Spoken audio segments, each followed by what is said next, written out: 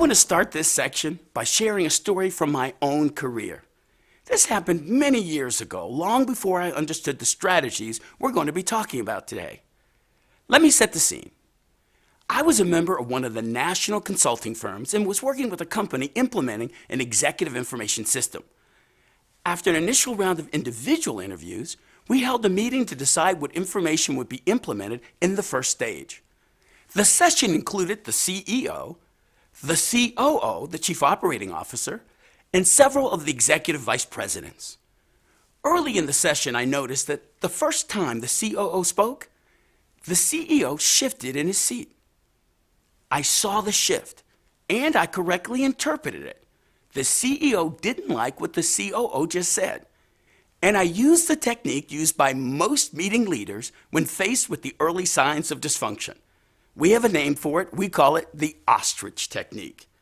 Yes, indeed, I stuck my head in the sand and hoped it would go away. The session continued. The next time the COO spoke, the CEO pushed back from the table, crossed his legs away from the room, and shook his head. Again, I noticed it, and I correctly interpreted it. The CEO really didn't like what the COO just said. And guess what technique I executed? Yes, you're correct. Once more, the ostrich technique. And quite efficiently, I might add. Well, we had a break. We came back from the break. When the COO made his next comment, the CEO exploded. That is the stupidest thing I have ever heard. It's limited thinking like that has kept this company in the shape it's in today. The room went completely silent. You could have heard a pin drop. Everyone looked at me. What was I going to do? I had no idea what to do. I had not been trained in masterful meetings. You know what I said? Any other input? The session was a disaster.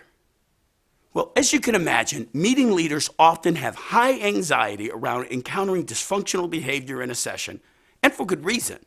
We typically are poorly prepared to handle dysfunctional situations. We typically are not trained and lack the tools and methods for addressing these difficult circumstances. And when we do encounter them, we often do as I did in the situation I just described. We employ the ostrich technique. We stick our heads in the sand and hope the situation goes away. Unfortunately, as in my case, dysfunctional behavior that is ignored often doesn't go away. Sometimes it comes roaring back in a much worse form. So we're going to talk about 7 different topics under dysfunction. But before we get started, please go ahead and take the quick 1-question poll that follows.